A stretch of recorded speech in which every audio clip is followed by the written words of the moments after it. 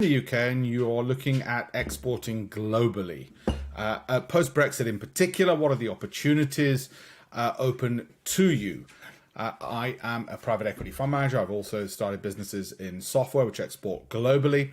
And 15 years ago, the government asked me to be part of the Global Entrepreneur Program alongside my existing business as one of the government's deal makers. What that role entails is I look for outstanding technology companies from around the world with a view to bringing the company, the intellectual property, and the entrepreneur to the United Kingdom and establishing their global headquarters here. So they become British companies and benefit, of course, the United Kingdom as a result. So I want to share with you, as British companies looking to the rest of the world, what are the things that I've learned help companies succeed. What are the resources available to you for both financing and opening doors for organic growth, getting those critical customers for success, and also getting the financing that you might need. As I explained, my role is the bit on the bottom right hand corner of this picture. What I actually do is very often sit at my desk going through pitch decks, cash flow statements, balance sheets, P&Ls, looking at companies and what kind of areas they should be going on into and what they should be doing. Now, this role has been particularly good for me in the sense that it's allowed me to meet amazing companies from around the world: Singapore, India, Hong Kong, Turkey, the Middle East, and so on. And I've been permitted to showcase these with the rest of the team through the BBC and the Duke and Duchess of Cambridge and Number 10 and all the rest of it. So it's been very fulfilling to do that, as I say, alongside my day job, which is running my fund. Do connect with me on LinkedIn as well. Okay, so let's start off with the funding part first. How can we help British companies grow through funding resources in the private sector, which are available there, and quasi-private sector, so funds run by the private sector, which they might have got from government, for instance.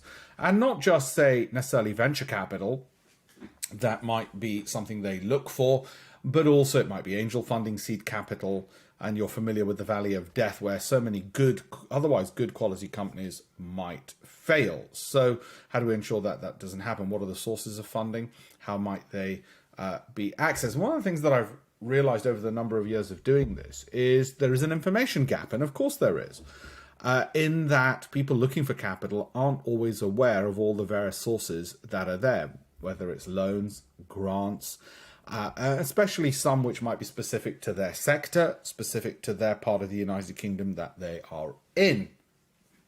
So let's close that information gap for a start, okay?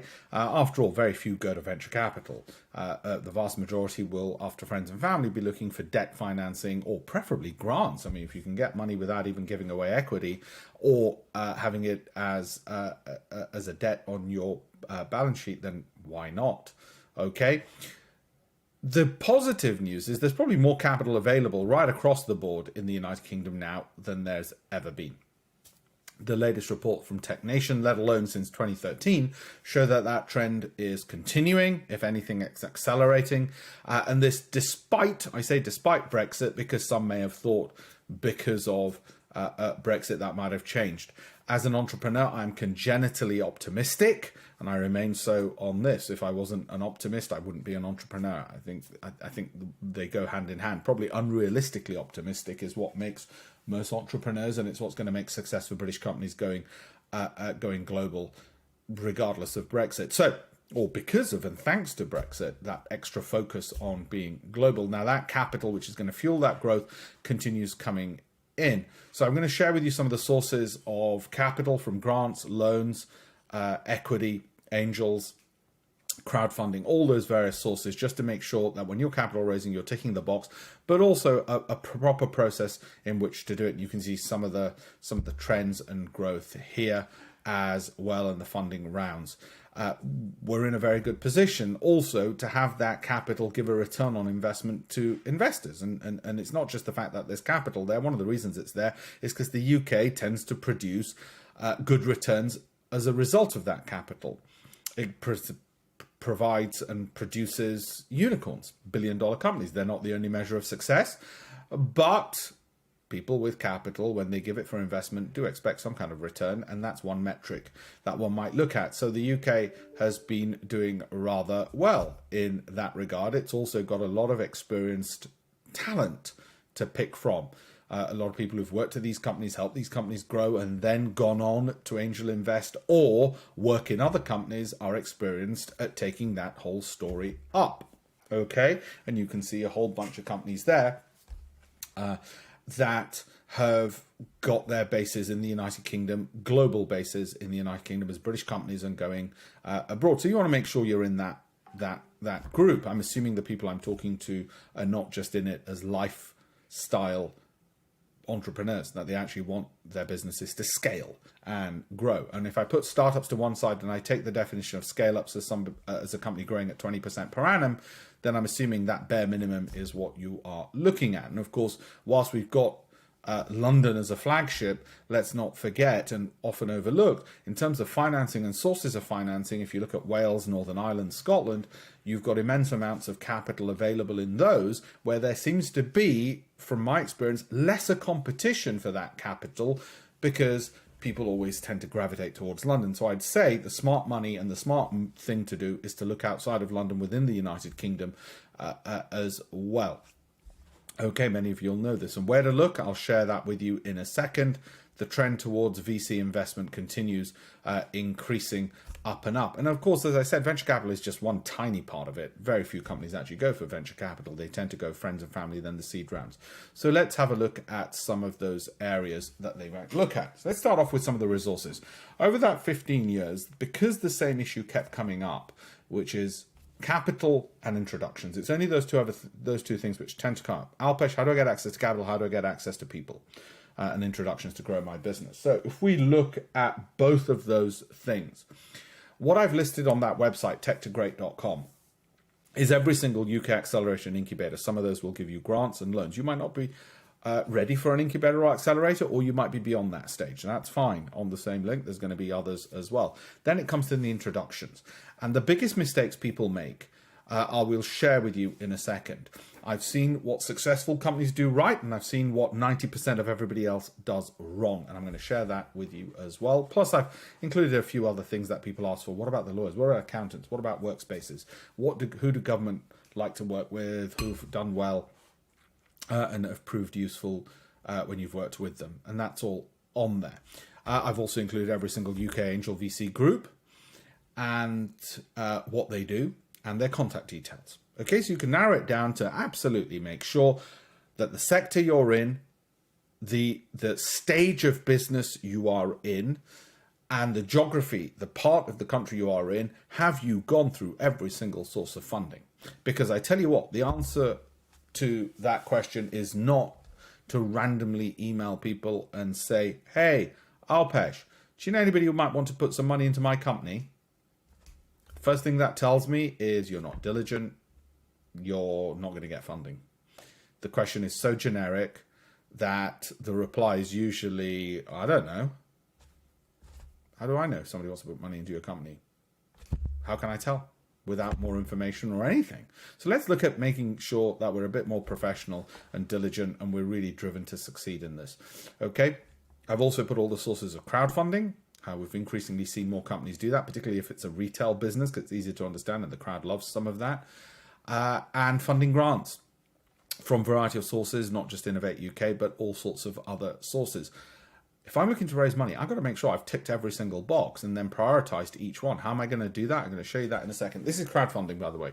One thing I like about crowdfunding, whether you're looking at sourcing money from the crowd, as it were, or not, one thing which is incredibly useful for you to do, and I highly recommend that you do it, is to look at those companies in your sector and download the business plans and the cases of the ones which have succeeded in raising a lot of money, or even better, have exceeded their target raise.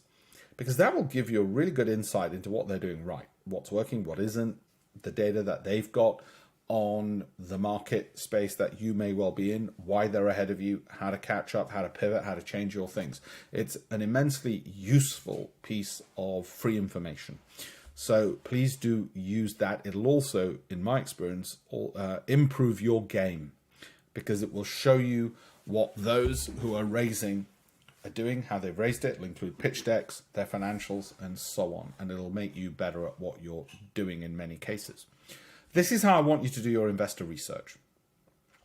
If you haven't got a spreadsheet like this, if you're looking at investment, whether it's a friends and family round or whether it is angels and the angel groupings are on the side, then you're just not diligent enough. Something as serious as growing your business should not be reliant upon, hey, Alpesh, do you know anybody who might want to put some money in my company?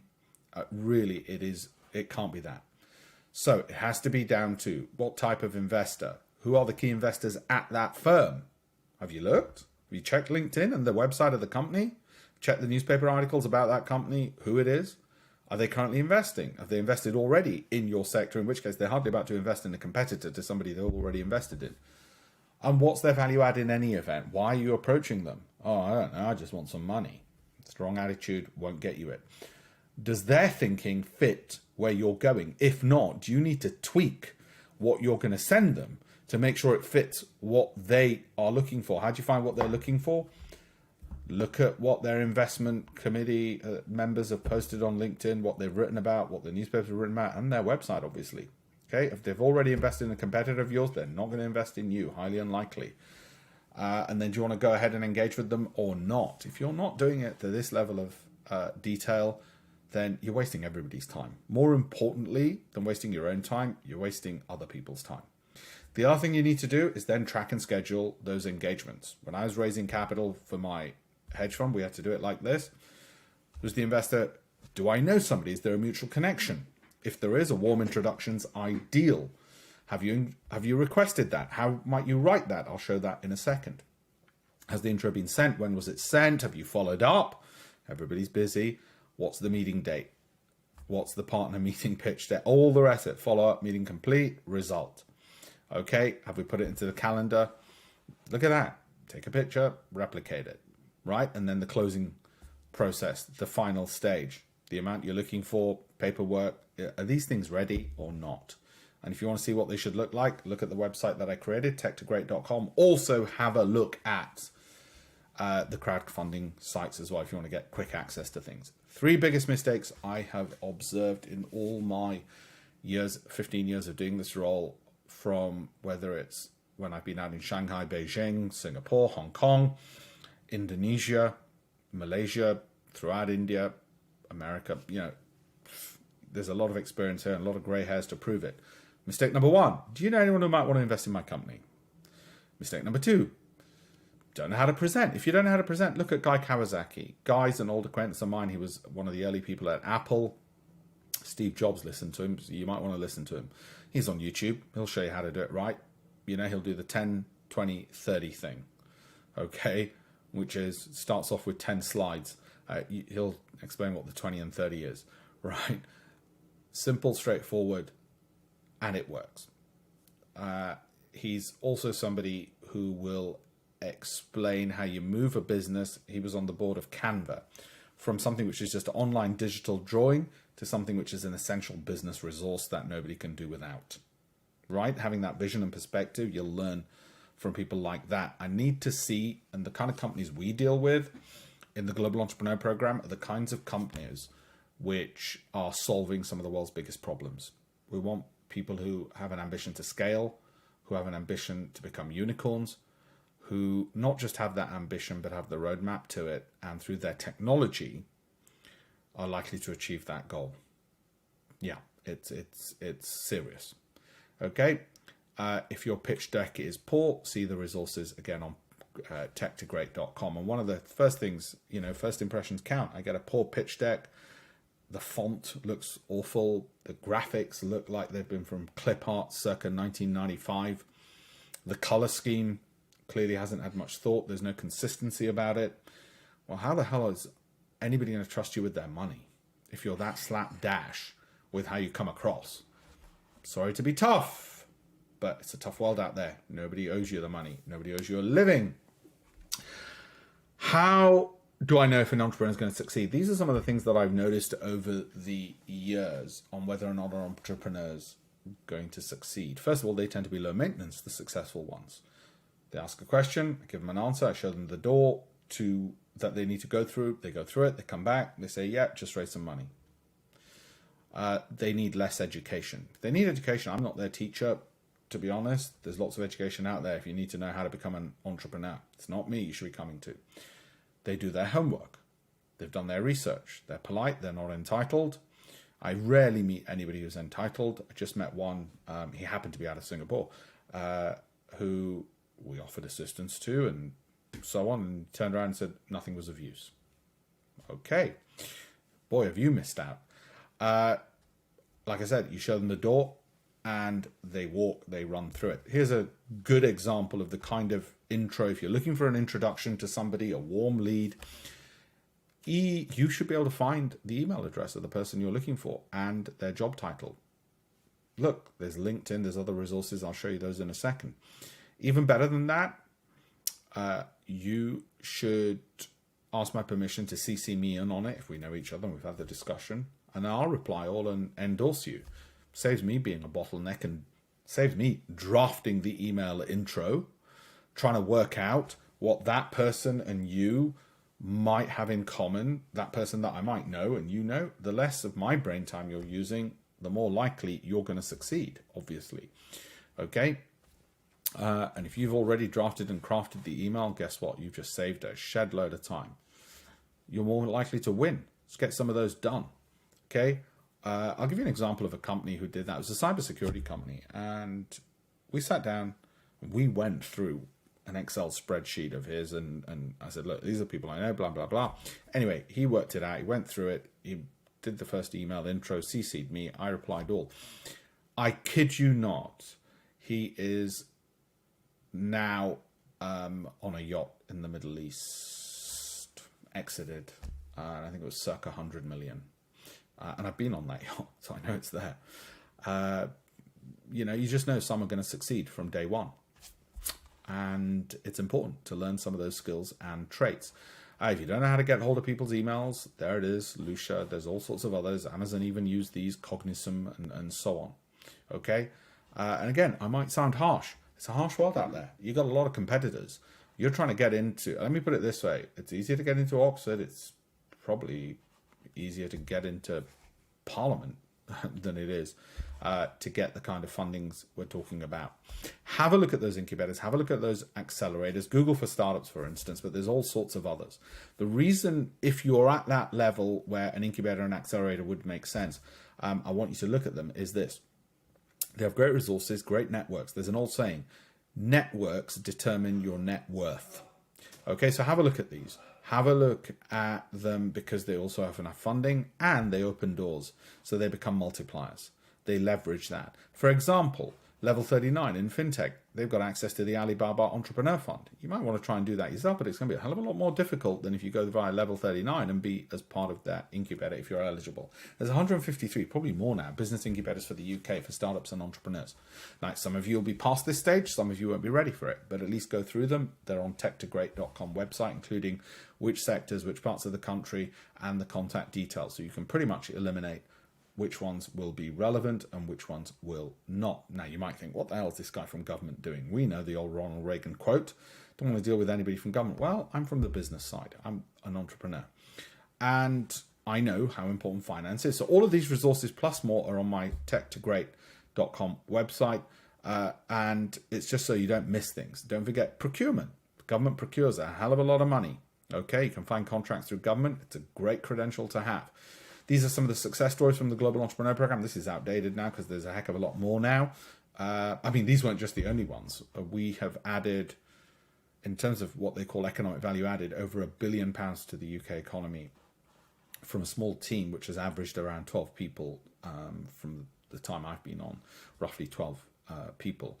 Google for startups, as I said, come and start something. I can't put it in better words than if it's good enough for businesses like that to be involved in this space and give you access, then I'd certainly suggest that you want to look at it in very serious terms in that regard. One of the things I would say is, look, I know at times it's difficult. Everything's difficult, which is worth doing. Keep going, keep persisting. do the homework, do the due diligence. You do as much as you can before you reach out for somebody for their help, and reach out to their help for the bits that they're going to be good at. Yes, entrepreneurs are great, but they do need to work in teams. Of course they do. Just make sure you've done everything you can do. Just to summarize then, Google for Startups plus a million other, 153 other incubators and accelerators. Do look at them if you're at that stage.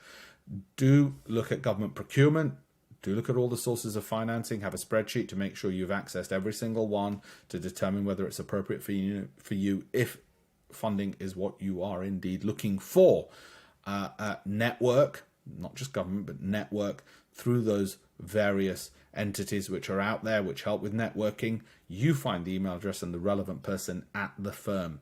Okay, you draft that email, get it ready. So you're low maintenance to the person you want to introduce you to open the door, right? With LinkedIn and those other resources, there's really no excuse to getting that warm introduction, but you doing the hard work. So the person says, yeah, introducing you would make me look good. Look at the traction you've achieved. Look at how much momentum you've got. And those things are incredibly important, right? There it is, the closing process, the investor engagement, the investor research. That's the level you should be looking at. If you need to upskill, have a look at how those ahead of you are already upskilling. And like I said, those great resources that are already there will allow you to do all your research, get on with it, and succeed. There is, whether it's Brexit or otherwise, there is more capital than ever in the United Kingdom, and coming here and from here investing more and more into technology as well, and the talent here. So there's been no better time to look at going global, taking some of that capital, going global, opening those doors, and starting to expand and grow your business. Assuming you want to be a scale up, you've got massive ambitions. Feel free to connect with me on LinkedIn. I will always share more resources on there as I go through it. And it's been a pleasure to talk to you all.